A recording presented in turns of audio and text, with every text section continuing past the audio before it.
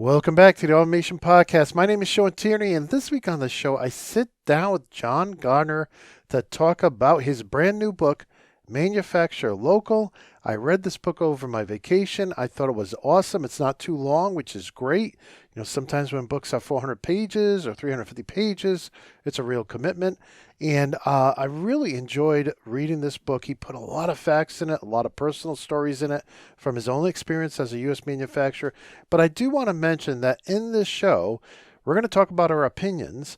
And just because there are opinions doesn't make them right, right? So, in any case, if you differ, if you think we're wrong about something, please, by all means, comment on the episode.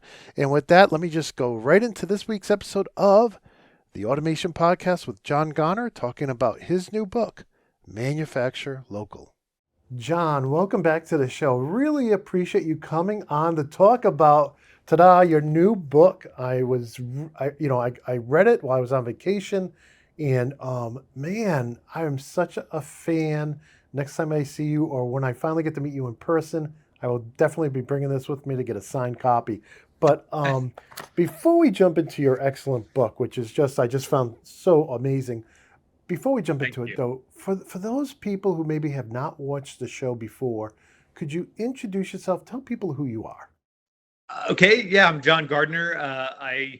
Uh, boy, how far do you want me to go back? I left home when I was 18. I had a traumatic brain injury, so I didn't finish high school, and I left home in Ohio, in Pittsburgh area. Grew up around the manufacturing industry, and uh, went west to get into acting because I got to watch movies while I was in the hospital for my brain injury, and met a lot of good people, but just really didn't like that industry. I felt it was boring standing around on set. I like to do stuff, and you kind of just stand around and wait on everything to be set for a moment on film sets or TV shows. It felt a little boring. So I wanted to start up my own business. And I remembered through my dad having a cutting tool business for a very short period of time when I was a kid. And when I was helping him, I helped him grind and craft those carbide cutting inserts when I was a child, well, 11, 12. I don't. And so I decided to start a cutting tool business out of my apartment at 25 while I was working in restaurants to pay the bills at night. And so now 20 years later, 19 years later, I have a patented cutting tool for use in broaching splines and keyways, and sell to all the Lockheed Martins and the defense departments and all the different entities. But my bread and butter are the small middle manufacturing companies. Of the 252,000 machine shops in America, 75% of them are 20 employees or less. And those are my favorite employees or clients to work with, because they're really the backbone of the industry. So that's how and then over the 20 years that I worked in the industry, or am still, I kind of started to realize how America has really lost the idea of the importance of manufacturing and manufacturing locally to our nation, for our nation's independence, and for our economic gain and for national security. So after 20 years of this sitting in my head, it all came out into a book, and so that's why we're here today. Yes, and I gotta say, just because if you've seen John on the show, I think he's been on twice before. If you've seen him on the show, do not think that you know what's in the book, right? You got a little taste of it. But what he does is he not only mixes his personal experiences, what his father did in his career, the people he knows who are currently in the business, his customers, but also people who work for him or people who work for other places. He mixes that, right, with common sense thoughts on this, right? Like I think it was Tucker the other day said, did you know that the Made in America, one of the laws that requires companies to put on their product where it's made was repealed? And that now there's certain things that you can buy that say made in America that are not made in America. They may just be the final packaging put on. And so things like that, John really does a good job. But not only does he do that, but he actually brings in a lot of the government's own statistics and research. He brings that into the book as well. So as you go through the book, it's just like here's the practical, here's the actual in the street, in the manufacturing plant, reality, and then here's the data that our own government has researched. And I guess my first question, John, is was this kind of, and again, I may be leaving something out, so please let me know. But I No, see thank you. this You did it. You did a great job. I appreciate that. I hadn't even really thought about what you said, but I think you're spot on. I really appreciate it. now. When you went to write the book, was that like part of the design? I'm going to use personal experience or experience of other people's personal experience, in addition to the common sense reasoning behind it and why the world works this way, as well as here's the hard data from the government, the brainiacs who, it's their job. Now, again, they give us the hard data. Some of the reports we get are fluffy by politicians, but you used hard data from these reports. Was that kind of like your strategy going into writing the book? So when I went into it, I just wanted to get my life story down first. And that was the first goal. And that was probably that 98% cut out of this, which gives me a chance for a sequel if anybody's interested. But that kind of gave me some of the personal touchstones about my dad and how a life in the manufacturing industry, starting off, from high school or a kid basically in Pittsburgh, and those kind of gave me the foundation. Then I pivoted to kind of getting some of my thoughts about unilateral free trade and what bothered me about Milton Friedman and Thomas Sowell and Paul Krugman and all these economists who are worshipped as if every word they spoke is ordained by God, in some sense, in that they could never make a mistake or have a wrong thought. And so I kind of wanted to dispute some of their theories. I got so sick of hearing, well, Milton Friedman said, it's like, well, so what? He said a lot of stuff, and a lot of it's erroneous. I agree with a lot of stuff he says, but here's where he was wrong on manufacturing because he never worked in the industry. So I kind of then went from personal to addressing the economic theory and academics and these people who have never worked in the industry, basically saying how the industry should be on Twitter. I'd kind of get frustrated because I'd see academics, everybody writing about manufacturing. Most of them don't work in the industry. And I see these academics saying, well, America needs to get robotics and America needs more engineers. I was like, hold on a minute. First of all, you can't justify an investment in robotics and automation until you have the volume to justify that. Right now, America gets mostly, as a generalization, smaller jobs because a lot of the big volume jobs get sent overseas. And until we get tariffs in place to force massive volumes of jobs come back to America, I talk to manufacturers every day. I still hear 2024. Well, I just get my first, second CNC machine. I'm like, that's like second, third industrial revolution stuff. That's not fourth or fifth industrial revolution. And they just don't have the volume to justify the investment. So they keep their manual machine instead of putting money into a new automated machine. So I'm totally off topic here, man. But the thought process going into it is I really kind of stumbled my way there. As far as I started to really see the value in talking to the people I know in the industry and getting their stories and how much better it was to reflect their experience as rather than just my own voice. And I felt very, I don't know, honored that they would share these things with me and take the time. So I tried to include a lot of different people, vendors, clients, friends, customers in the industry over 20 years. And that was kind of the process, and then I took a look at everything I had compiled and I was like, man, this is too much. And I really just wanted to go lean and mean with the most important stuff. I left a lot out, but I wanted a book that an 8th grader could read and be like, wow, I can join the industry. I want to be in the industry, not have college debt, start learning skill sets, in high school, and then be making good money right out of high school and work my way up, and I wanted it to be simple enough for a kid to read and appreciate and understand, but also be complex and informative enough for a politician or a academic or someone supposedly smart to be able to change their mindset from this kind of brainwashing of America that I believe has happened in the last 50, 60 years regarding free trade. So I don't know. That's the longest answer ever to your question, Shawn. No, that was great. And I want to key on one thing though, and I want to agree with it.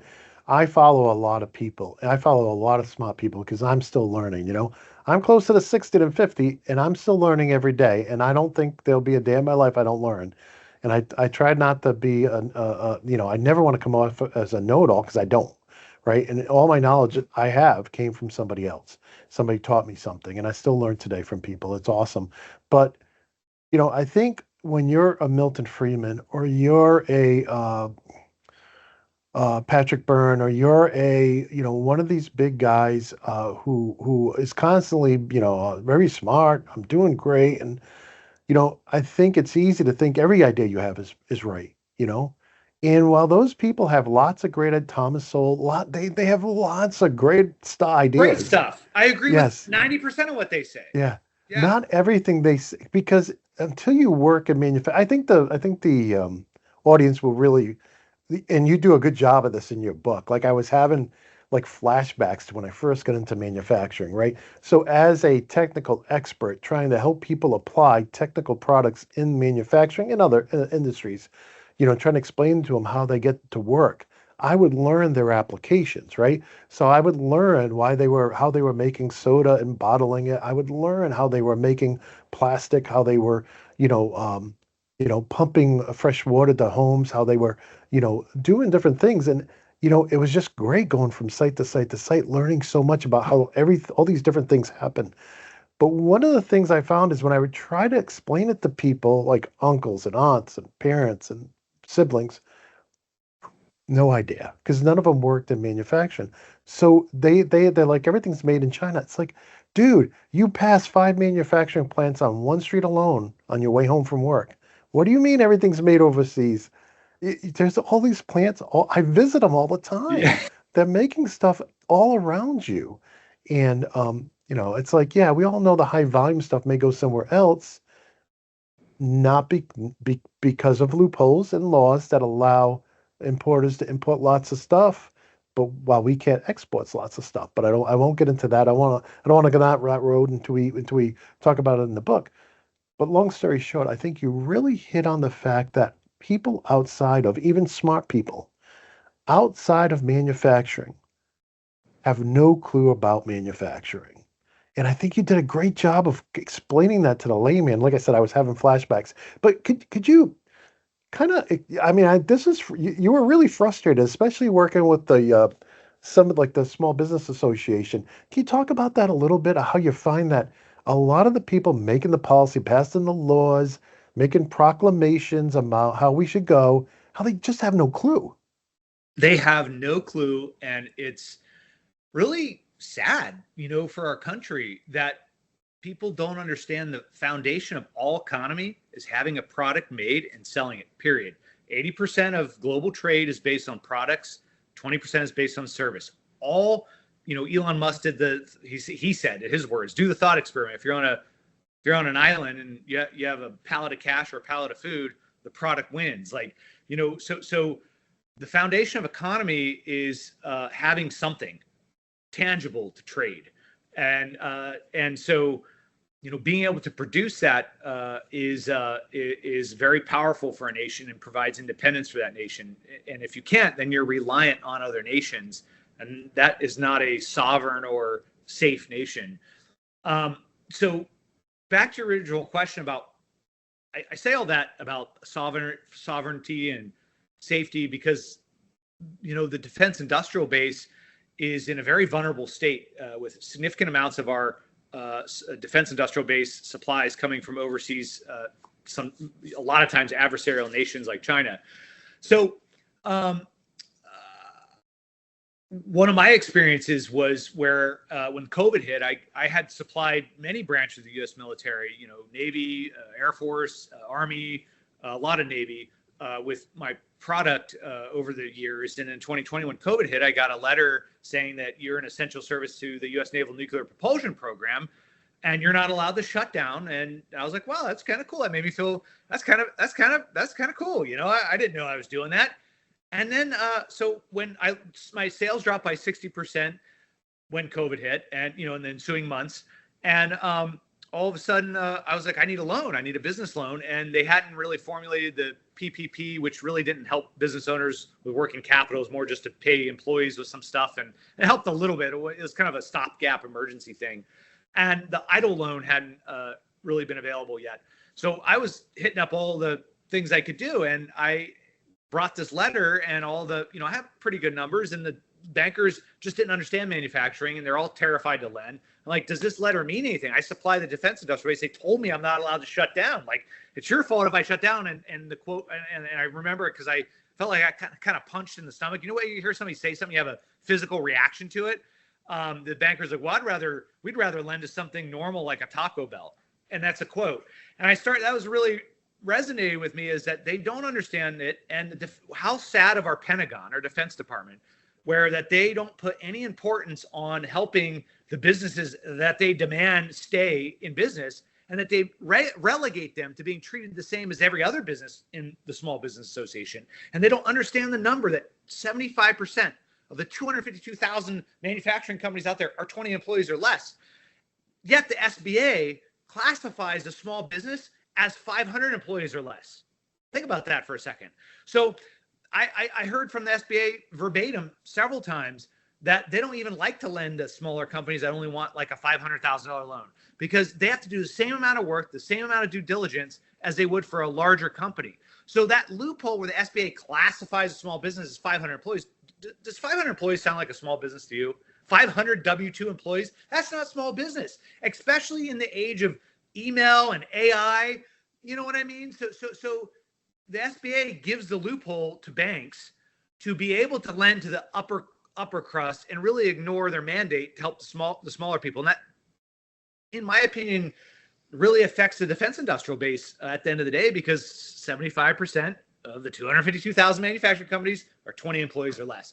And I've ran into that, dead stop. And then, you go to the SBA and you're like, oh, manufacturing. You start to follow the links and you find out the way to get help from the SBA, Small Business Association, as a manufacturer, is to get certified as disadvantaged. So if you're not disadvantaged in some way, then forget about it. Then you find out, well, what does disadvantage mean? It all boils down to gender orientation and skin color, and not, whether you have a product that matters to the defense industrial base, whether you have a product that matters to America. None of that matters. And so, I followed every link in the SBA manufacturer page, and it's all baloney and smoke and mirrors to basically do what politicians do, is do their pet projects of, we could go on another rant about that. But so anyway, that was the fact that our defense industrial base does zero to help small manufacturers stay funded and grow is disgusting to me, when our entire military relies on manufactured goods, period. And they do zero. The defense industrial base, the Pentagon and Defense Department do zero to help small manufacturers. Yeah, I just want to shout out to Peter Navarro, another very smart person. But this happened under your watch, Peter. It did. This is something. You should have known about. I think not that you can move mountains, but. Yeah, and I respect Peter Navarro, and I think he did a lot of good things but he was an academic. He's a doctor. He's only worked in a classroom. All the respect in the world. I loved how he brought tariffs in and made them a hot item again.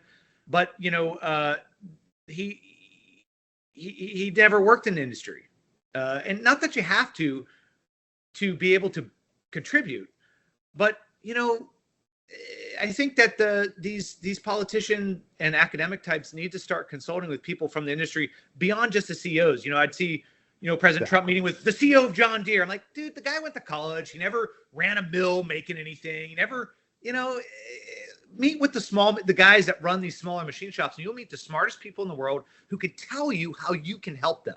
And that was the point of the book, is like, I wanted a voice for the 75% of those 20 employees or less, machine shops, because those are the real guys that are some of the smartest people I've ever met. And so, anyway, really long answer to your questions. No, yeah, and I do want to get back to the new engineer versus the experienced operator. Let's talk about that next. But before we get to that, I really think I want to jump into this. So we talked about, and I think you did a great job in your book talking about how manufacturing, you just don't know manufacturing unless you've been in manufacturing. And I have something I'm dying to say about this. I have to grab a book off my shelf. Is that okay if I grab a book off my shelf? Because this is going to tie right into your question, and I'm so excited to share this. Hold on. So So this is great question, by the way. I've been dying for somebody to ask me that. You don't know manufacturing unless you know manufacturing. And the academics, Peter Navarro, I like him. He did great stuff for tariffs, Friedman and all them. Let me give you a perfect example how if you don't know manufacturing, you should shut up. So this is Milton Friedman's book. This is Free to Choose, famous book, Milton Friedman. I am reading his exact words. Now you tell me if this guy knows the first thing about manufacturing, especially when it is regarding national security. He says, suppose this is in regards to national security and the steel industry. And he said, the national security argument that a thriving domestic steel industry, for example, is needed for defense has no basis. National defense need take only a small fraction of total steel used in the United States, and it is inconceivable that complete free trade in steel would destroy the U.S. steel industry. Sounds kind of like you got it wrong. It is inconceivable that complete free trade in steel would destroy the U.S. steel industry, as we have Japan buying U.S. steel. But this gets even more. The advantages of being anyway. Suppose it did prove cheaper to buy all of our steel abroad, right? There are alternative ways to provide for national security. This guy knows nothing about manufacturing national security. We could stockpile steel. Really?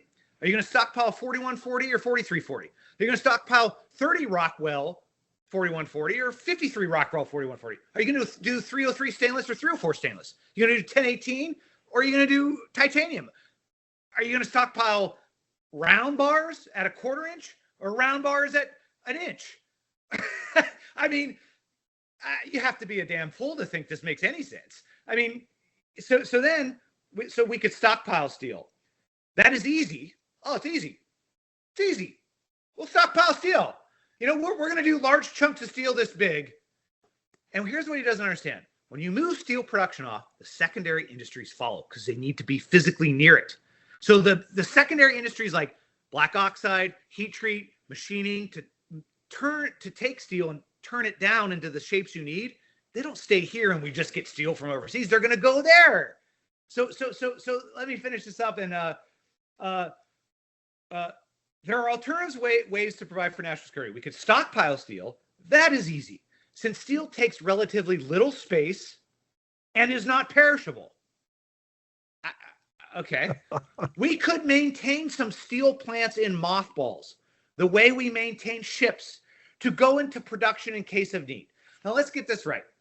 Human capital, the people that work in these plants, they just walk in out of fast food after 20 years of having a plant mothballed. Is that what we're supposed to believe? Right? I mean, now is my analysis wrong? I didn't complete high school, Shawn. Am I the dum-dum here, or is Milton Friedman, the acclaimed economist, the dum-dum? And I'm not saying this out of arrogance, but who's the dum-dum here? There is so much wrong. And before we go any further, hey, everybody, because I get a lot of angry people that say, how dare you say anything against Friedman?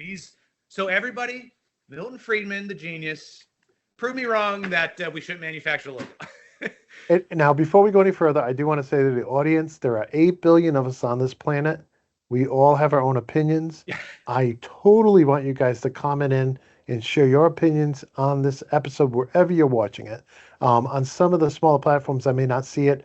You can comment every place it goes.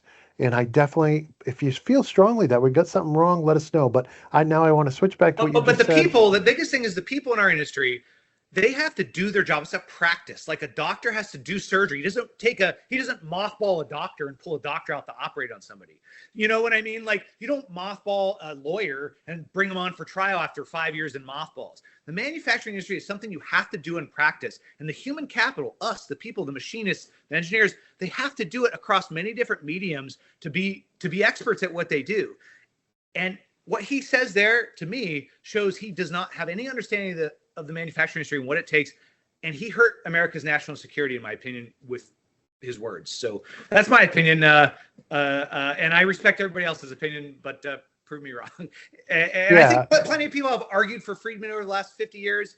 So that's probably why I seem a little escalated about it, because I catch a lot of heat online. Everybody's like, how dare you say anything negative about Milton Friedman? And so Now, if anybody's been into a mothballed facility, or a facility that's being maintained at a very, very slow pace, it is some of the most biggest wasted money in the world. You would be better to design a plant for dual purpose that can make pots and pans when we're not in war, and then can make shell casings and other military things when you're in war, than Shawn, brilliant, mothball brilliant a point. facility. America won World War II because we were able to turn civil manufacturing into military manufacturing. The Lionel Toy Train Company made compasses for ships.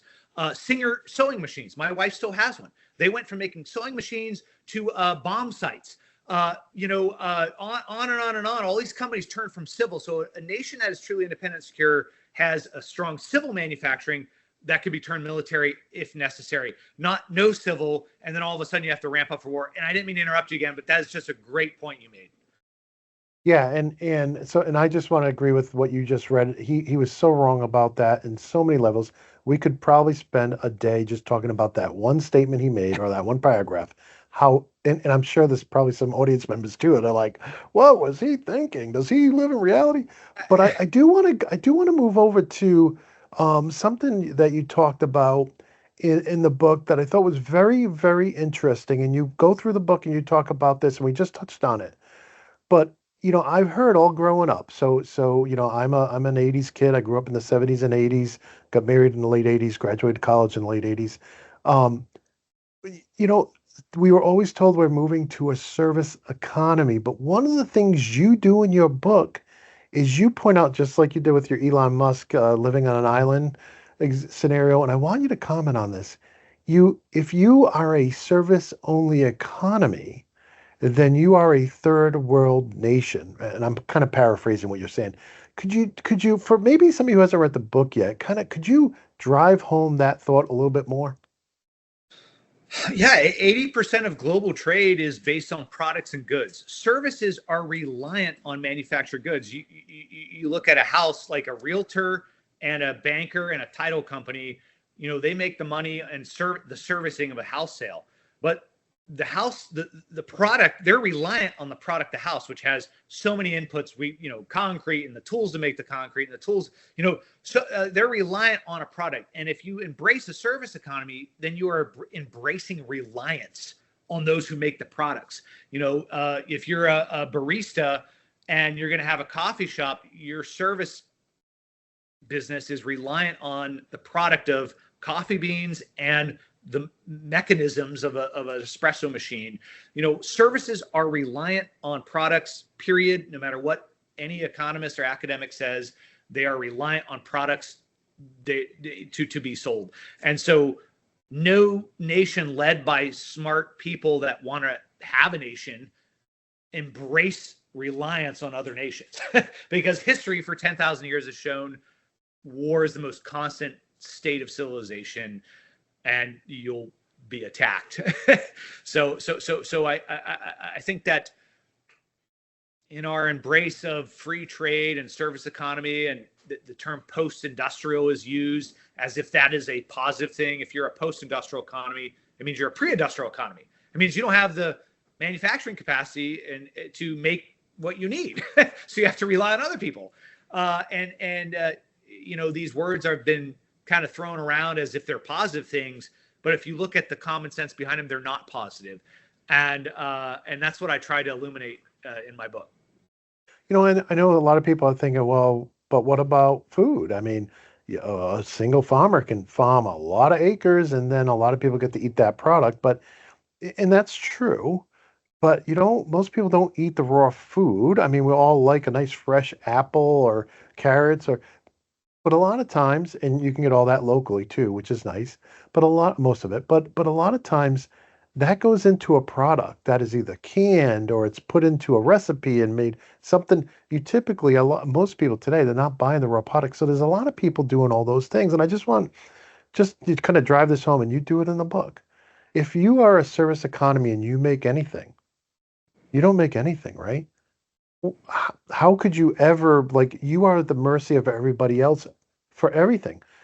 Not just national defense. Your national defense will eventually, because you're just buying stuff for other people. Well, you You're brought at the up mercy. food. What you brought up food? What if you say you have a strong farming industry, but you're a service economy? Well, what if the nation that sends you your tractors and combines decide they're not going to send them anymore? Then guess what? Your people are going to starve eventually. It's like you have to be able to make products and manufacture goods to be a strong, independent nation. I agree, and I think all nations should be, within measure. Some real tiny nations maybe not to do it, but I think all nations should be trying to feed themselves. All nations should be able to try and make as many goods locally as they can. And it's good for America, but it's good for every country. And just I just want people to think about this. If you're completely a service economy or 90% a service economy, you are basically a third world country because you rely on everybody else in the world for everything you have. And the only thing you have is waitresses and waiters and taxi drivers. And if the company that sells you your vehicles decides not to sell you spare parts, you don't even have taxis anymore. Now you have, people pulling you around, with a rickshaw or something. You know what I'm saying? And that's why every country needs to be self-sufficient to a point, and we just can't say we're going to let them make all our stuff and we're just going to be that. Again, I'm not doing it justice, but in your book, you did a great job of showing how that is a lie. That if you're not manufacturing, you're basically a third. And there's been so many vibrant economies over the world where somebody gets to the government, changes their import laws, and they get flooded with cheap imports from overseas, and it decimates the country because everybody's out of work. Because whether it's rice or whether it's cars or whether it's soft drinks, this has happened over and over and over again. And the whole economy becomes poor because nobody has a job because of the cheap imports. But I'll give you the final word on that. Oh, I think that was great. One of the things that I think America has lost sight of in our pursuit of the service economy and the post-industrial economy and unilateral free trade is the moral obligation America has to make stuff in America. We fought a civil war to end slavery and forced labor here in America, and it was righteous and it was the right thing to do. Yet our supply chain is permeated with goods made with forced labor from overseas, and but our moral obligation to be opposed to forced labor is been abandoned at the border in the name of free trade. And so I believe beyond the national security obligation and the patriotic obligation to buy American, there's a moral obligation to send our dollar to businesses that pay fair and square wages and follow laws that reduce environmental harm, which American companies are made to follow. And the government should pass tariffs to disincentivize companies from pursuing companies who would prefer to ignore their moral obligation to avoid forced labor. A lot of those companies typically lecture America about our past, yet they'll go, Apple and China. Anyway, for Apple and China, sorry, so they'll end up lecturing America about our past, but they'll be doing the same thing. So I think America should pass tariffs to, kind of disincentivize that and force people to have some morals in their business, possibly. So, No, I totally agree. I'm part of that group who thinks that after much thought, and I did not believe this for a long time, that we should go back 100 years and fund the government with tariffs and fees and get rid of this income tax. And I know that'll draw a lot of people's earth. They'll say that's crazy, but if you actually do any research about it, it makes a lot of sense. But I want to say this, even if you're against tariffs, what about reciprocal agreements? Like, why do we let stuff in here where we can't sell the same things over there? Like, that should be illegal. And then the biggest thing, which you just brought up, I really think it's dark. The telemanufacturer, you cannot manufacture a product here in the US unless you meet all these laws. But if you step a foot over the border, you don't have to follow any of those laws. It's mind-boggling. I mean, if I had forced labor in Iowa, or I have a shop in Phoenix, right? So if I had somebody there that, was being paid $1 a day and was allowed to sleep on the shop floor, and I would go to jail. But if I decided to do that same thing overseas, I would be fine. I don't understand that as a nation. I really don't.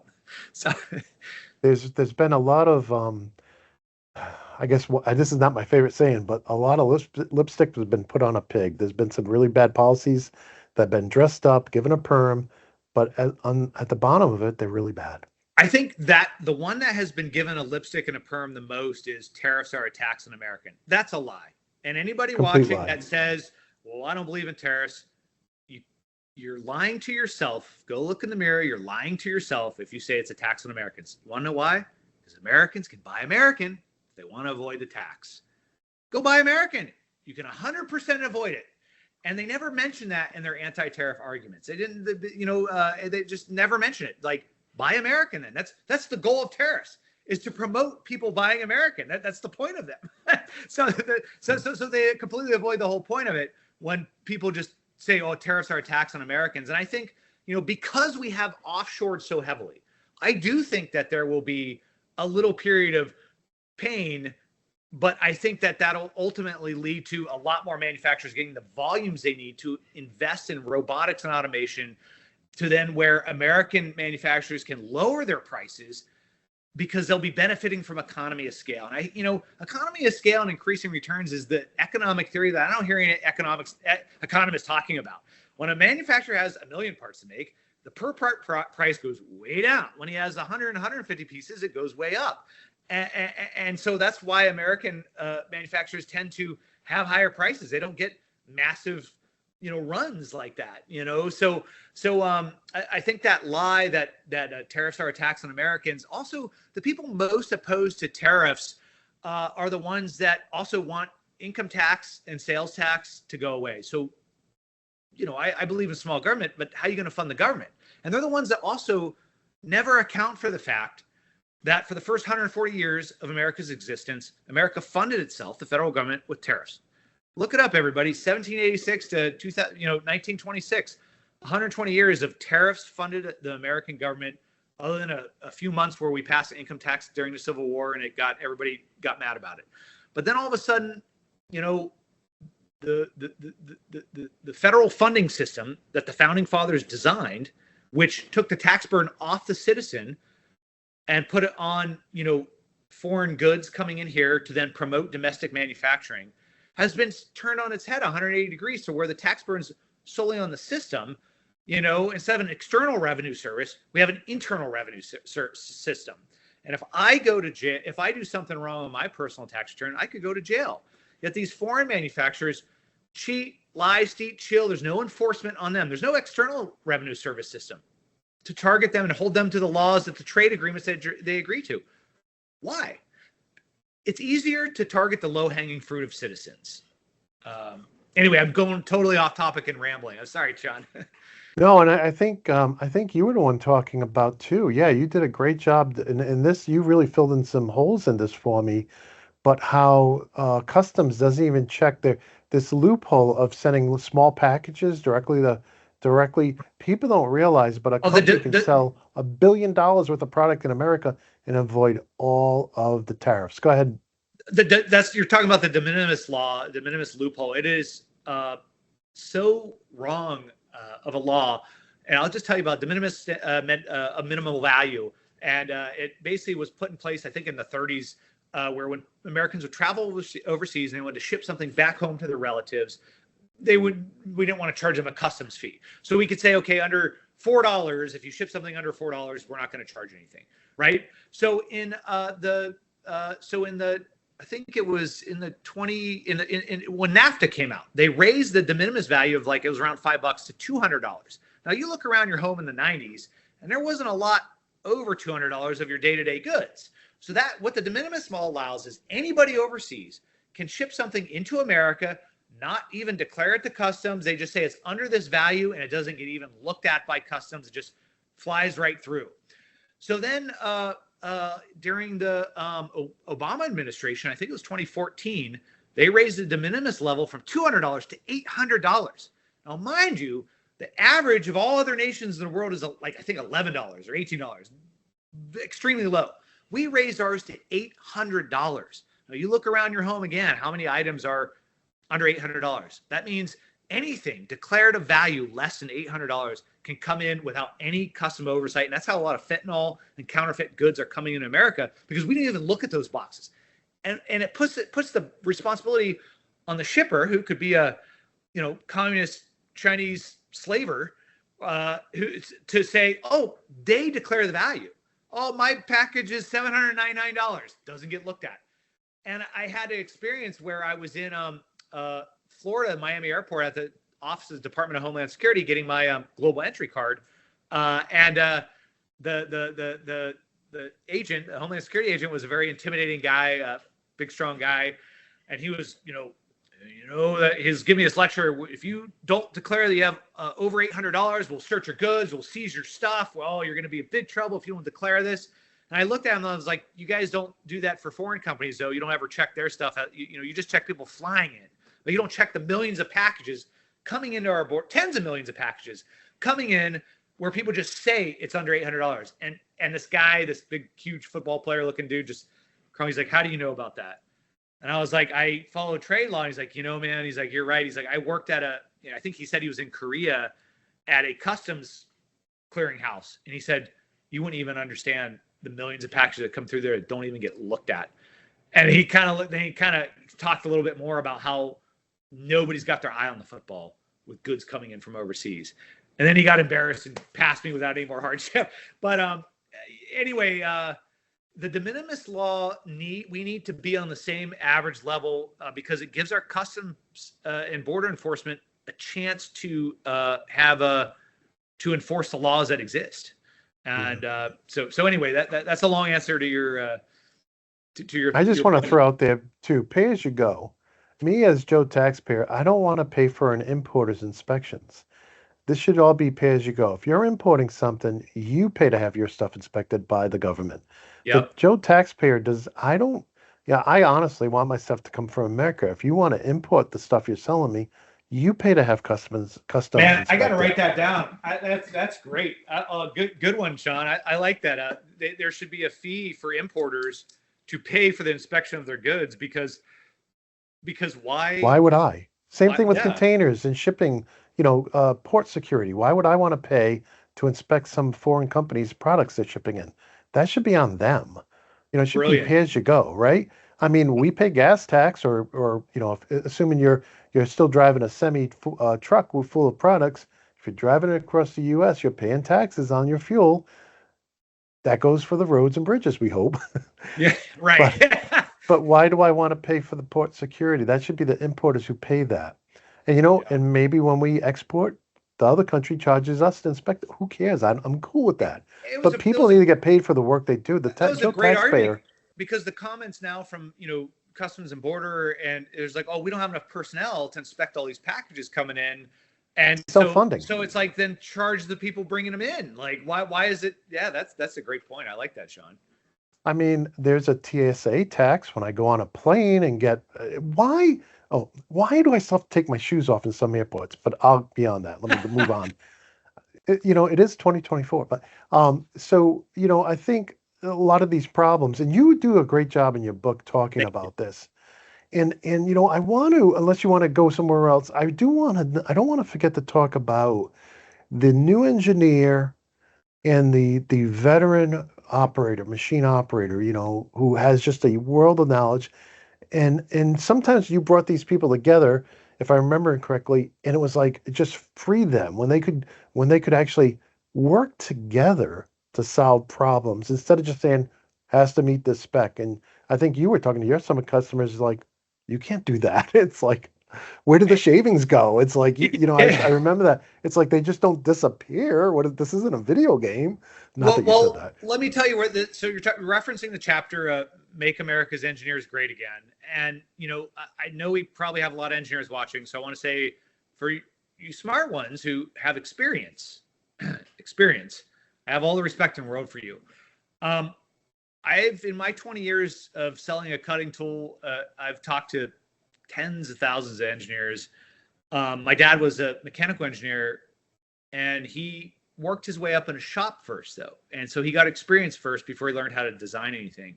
And what I encounter maybe in 2005, 6, 7, 8, 9, when I first started my business, I would run into engineers who had a lot of experience actually making stuff and on the job.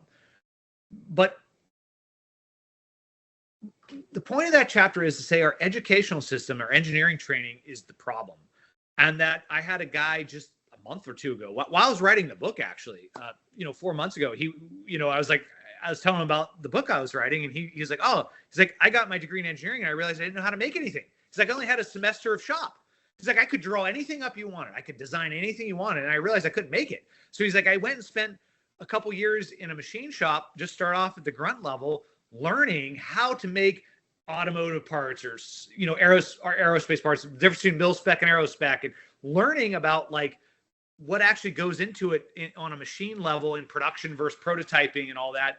And he's like, then I decided to start my own shop because, he's like, I learned. So I've encountered so many engineers who are out of college and are typically at the big corporations.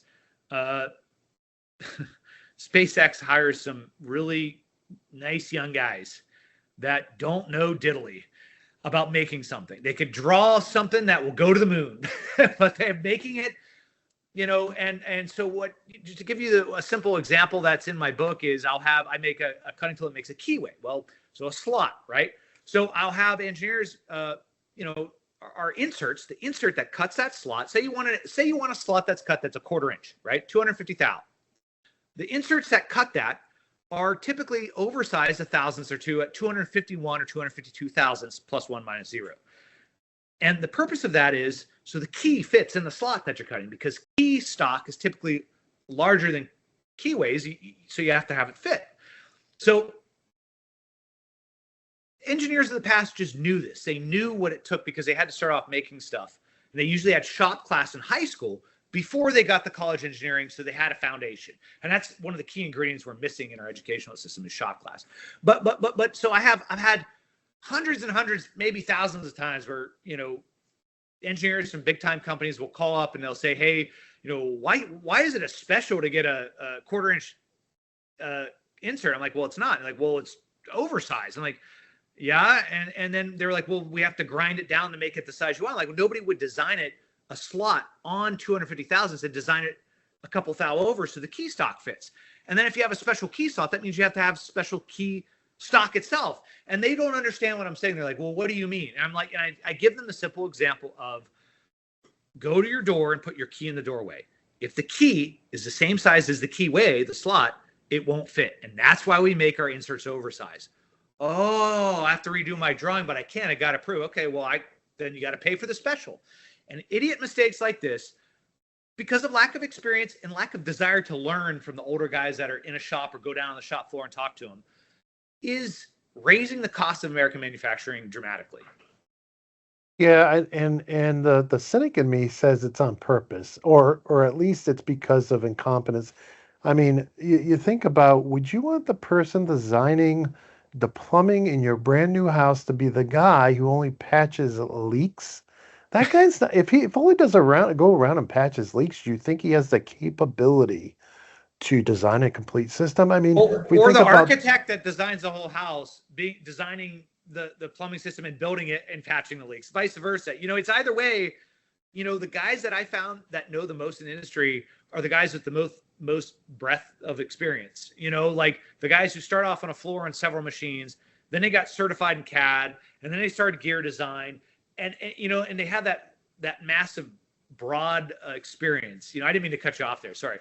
No, I was just going to say most doctors never learn anything about nutrition. But nutrition is the cause of most illnesses, bad nutrition, poor nutrition, right? And so it's just that our whole system is messed up. And I know the audience knows what we're talking about because they have been there where some CEO or some president or some executive or plant manager said, well, why can't you just make the system do this?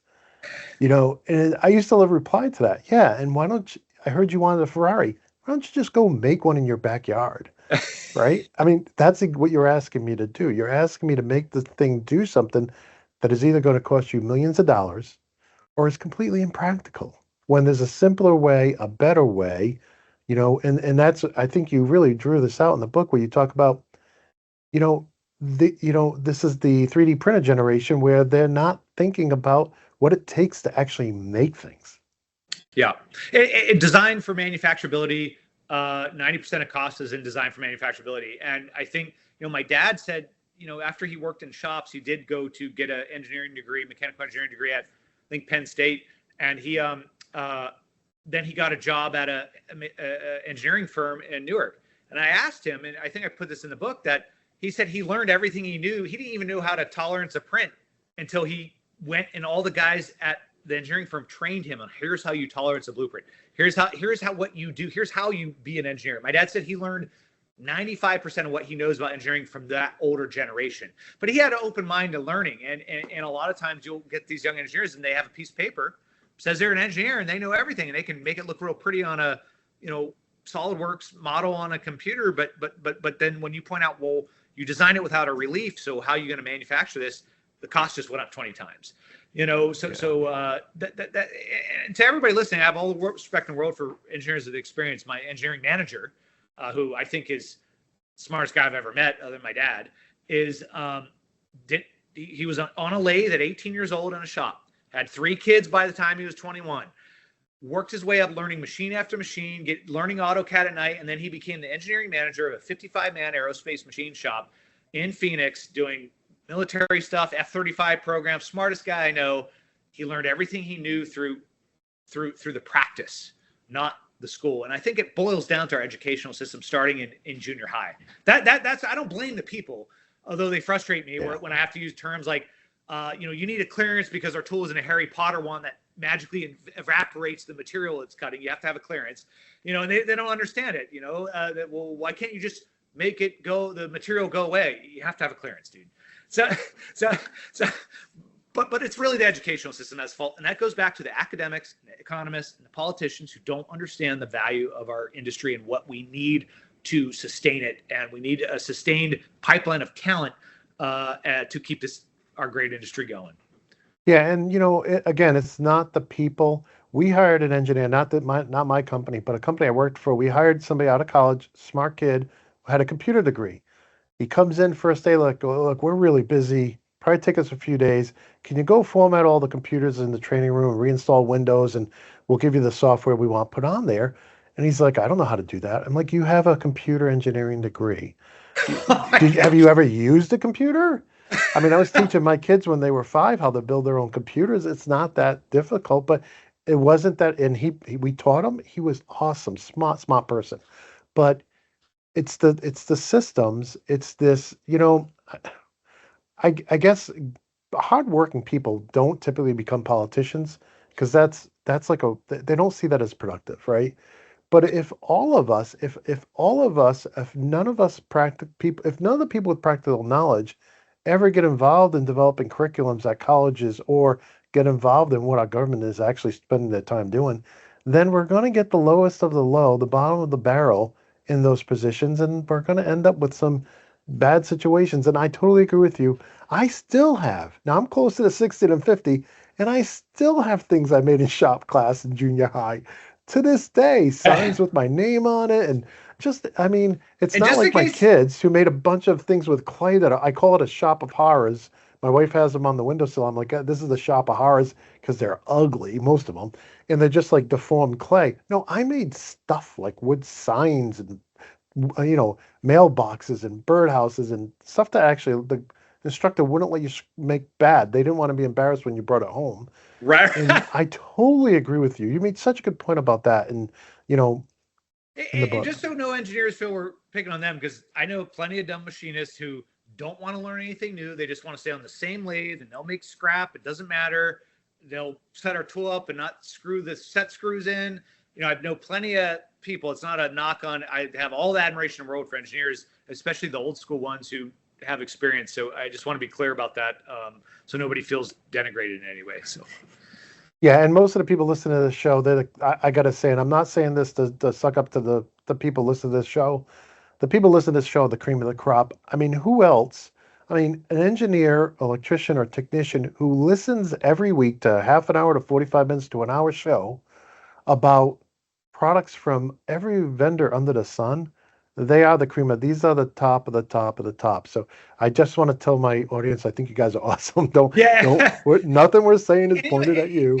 Anybody in our industry that is pursuing further knowledge rather than settling and assuming they know, I have all the admiration for in the world. Like anybody that's pursuing more knowledge, because, I have a line in my book. I probably can't even remember to say it correctly, but it's like, true knowledge is built on the shop floor, and the first thing you learn is you can never stop learning on a shop floor. And that's what I say. And that's what you learn in college. Like, hey, learning is ended. You have your piece of paper. And unfortunately, that seems to have infected our youth's minds to some extent.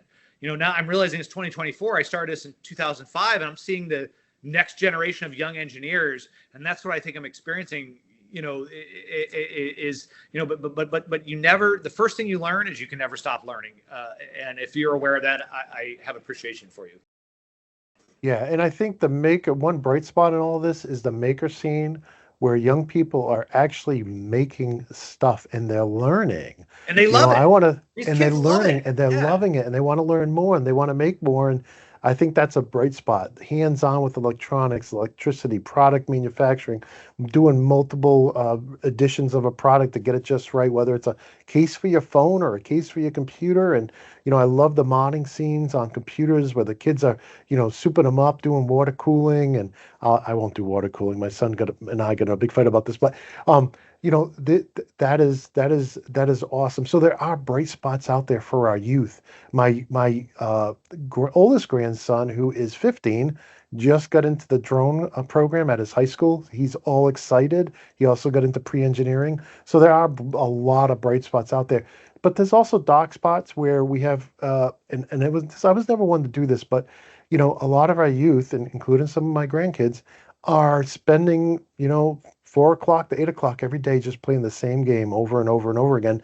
And if they were playing different games every day, that's one thing. But doing something repetitive like that, that's not the best thing for them. But I don't want to stray too far from the book. So we covered how you talk about how manufacturing, that you just can't know manufacturing without spending some time on the plant floor. Yeah. And what you do is a lot different than what I do. You're in the machine tool area. I'm on the automated side where there's a lot of conveyors, a lot of, machines, injection molding. There's a lot of assembly, pick and place. I just could go on and on and on. But it's really the same thing. You don't know what you don't know until you get down there on the plant floor and you're with the people, that guy who's been working the line for 20 years, or that engineer who's designed, 100 different machines in his career. And these are some of the smartest people you'll ever meet. And anybody who's in the place to make policy, you got to talk to these people. You can't just wing it like a Milton Freeman. And so we talked about that, and I love that part of your book. I loved your personal stories. You've just recanted a few of them, and the book's full of that. Do you have one or two favorite stories that we haven't touched on yet that you'd like to talk about? Favorite stories from the book, or anything that we haven't already talked about. Oh boy, hold on. And I didn't. Well, you know what? I'm going to give you a different question while you think about that. Okay, sorry. Yeah. No. Tell me about the data, because you found so much data, official government reports and reports by respected institutions, and this data contradicts what the policy planners are actually putting into place. Talk to us about the data. We didn't even put in. I think there's 80 bibliography references, and I think I had about 180 before I edited the book down and got it, leaned out and concise. But, the Defense Department states that for every dollar invested in manufacturing, it generates $2.79 in economy, and that it supports 7 to 10 other jobs within your own economy. So that study alone refutes international free trade, where you can exponentially grow your own economy in a circular economy system where the dollar you spend goes to a American-made good that then goes to the baker that the manufacturer's family buys from. It just goes down the line, that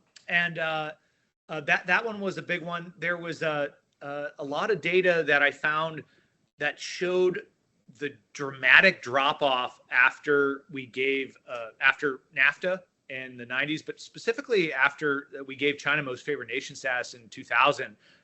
There was a study I think I quoted that basically looked at the manufacturing data from 2011. Mind you, I also quote in the book how the presidents at the time and the Secretary of States at the time said that America gives nothing in this deal. It's only good for America. And yet within 11 years, we show this like massive drop off in American manufacturing jobs, just absolute vaporization of industries and towns, whole towns. Just, I mean, it is dramatic. And I think I snidely commented that, I think Friedman didn't account for that he did a revision to Capitalism and Freedom in 2002. And then he didn't account for some of this data from NAFTA, actually. So NAFTA happened in like 94. So he did a revision in 2002 and that didn't address any of the data that we learned that, hey, this is vaporizing whole cultures and turning us into the Rust Belt. Didn't address it at all. So, the data was something that I found overwhelming. It wasn't like I had to hunt hard. It was overwhelmingly in favor of the policies in my book. I left out exponentially more than I put in. And that's what is, I think, very compelling. I think more needs, I see my book as a foundation stone, a start for other people to start to take aspects of it and get more data and drill into more separate subjects. I want it to be almost like I think it should be read in schools. I think every, public entity that has a Buy American mandate, like cities and stuff, have we have a Buy American mandate for this government institution like an airport, right? I think the employees should be made to read my book so they understand the importance of it to a nation. You know what I mean? So I'm not just saying that because my book. I'm saying it because the future of our nation depends on whether we can make our own goods or not. And so. Yeah, no, and you totally made that clear in the book. And I just want to throw out there, we know there are grifters. No matter what happens, they're going to be grifting. Okay, we got to try to stop it. We got to try to stop the price gouging. So I would throw this out there. I know of several companies who are making products here who moved it overseas, and in zero cases. So one company I use a lot as an example is a golf ball. So their premium golf ball line, they moved overseas. The price did not change. Now, if you read their quarterly reports, publicly traded company, and their annual reports, they did it to make themselves more money. Didn't benefit the American golfer one bit. Didn't make the product cheaper, right? It was all about making money. And the same will happen in reverse. So as soon as you say, all right, we're going to put a tariff on something, they're going to be the car salesman mentality out there saying, well, now I can really give it to the and so we always need to be on the lookout for that because every basket of apples is going to have a bad one in it. Very large basket, I guess. But so we just have to be cognizant of that. That's not something we can ever step away from, right? And so you have to have competition. You have to have competition. I love it. There's all these videos like 6 companies own everybody. We need true competition. I mean, I think a good example of this is the cell phone arena. There's a lot of you have new cell phone companies starting up. You have, and the prices are pretty. You see some really aggressive prices, at least over the last 5 years, on different services. People fighting, trying to get that market share, right? And so you need competition for a healthy industry. And what we don't want is any more monopolies. There's a really good point on that competition. I didn't include this in the book, which there's a lot of stuff I wanted to include, but Sure. I point out in the book how if I didn't have a local manufacturer, because offshoring is really for larger corporations. That's becoming less so as with the internet and and Temu and Shimu and all. That's going to start. The wave of stuff going overseas is going to really accelerate. I think it's only just getting started if we continue to allow this to go on. But I was only able to be in business because I had a manufacturer local to me that could work out the details of my product. But the CEO of Under Armour gave a very compelling story in his, his honorary graduate degree or whatever. And he talked about how when he was starting a clothing company, and he said this was in, I think, the South, not too deep South, but he said there was a lot of clothing manufacturing textile companies around there. He's like, I would have never been able to start Under Armour if I hadn't been able to physically go into each of these companies, drive there and work through things with them. He's like, and he brings that up, and he almost starts to say something about making stuff in the USA, and he caught himself, I think, probably because they don't do that anymore. But he did say, he's like, it was a real. He's like, I would have never been able to do what I did if I hadn't been able to physically go into this place. And that is true. Globalization and unilateral free trade played the bigger players, because if you're a startup guy out of college, you really generally don't, unless you're funded and you're not independent then. And, you really, it's harder for you to start off on your own. There's so many production issues with any product. You can have the simplest product in the world, and there's production issues, and to be able to physically go in and work through these with somebody is of high value. And so to your point of what you said last time about being able to go into a local company, having competition, because, it creates more competition if you could have 25 people that want to start a clothing line. So they all are going into all these local shops trying to get somebody to make them stuff. It creates competition. If you just have one monolithic company offshoring to a big slave labor colony over in China, that's less competition. Yeah, and we need truth in advertising. We need truth in we need the truth. We need, a lot of these companies, one company has borne up a controlling share in multiple competitors and are driving the direction they go. And we as the consumer, we think, well, they're totally different brands. They compete. They're not the same thing. Well, in reality, they're all towing the same line because the controlling shares are controlled by people who are just trying to maximize their profit. They somehow think they're going to be able to take it with them. And I got bad news for them. You can't take it with you. But yeah. One last note on competition. Again, 252 there's 252,000 manufacturing companies in America. 75% of them are 20 employees or less. That's very competitive. However, the defense industrial base, its core suppliers from, I think, 94 till now has shrunk from 74 to 5.